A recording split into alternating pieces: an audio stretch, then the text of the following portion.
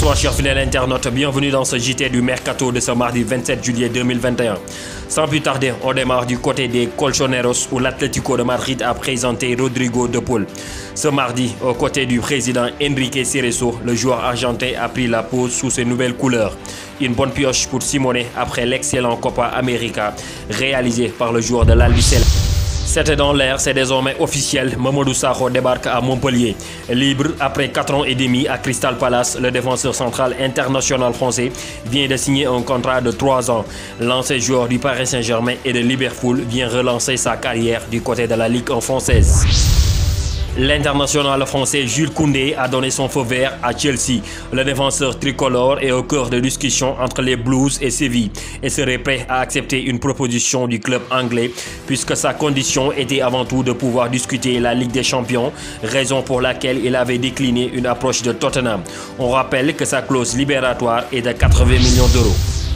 Arrivé il y a 3 semaines au Paris Saint-Germain, Sergio Ramos prend ses marques, mais le défenseur espagnol qui doit gérer des pépins physiques n'a toujours pas joué sous ses nouvelles couleurs. D'ailleurs, il serait forfait pour le match de ce soir contre le FC Séville et lors du Trophée des Champions.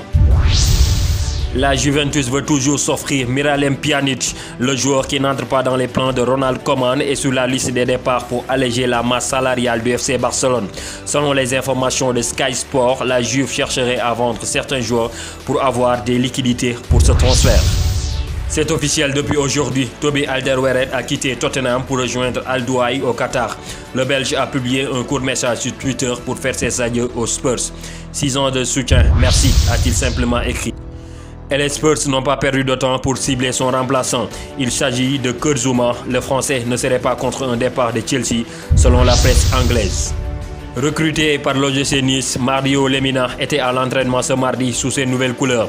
Il a expliqué que son choix était dû au projet niçois qu'il a séduit avec le coach Christophe Galtier qui a beaucoup pesé. Et pour terminer, poussé vers la sortie à Chelsea qui demande 47 millions d'euros, Tammy Abraham intéresse la Premier League. Arsenal va en faire le successeur d'Alexandre Lacazette mais propose un prêt. Mais Chelsea veut un transfert sec.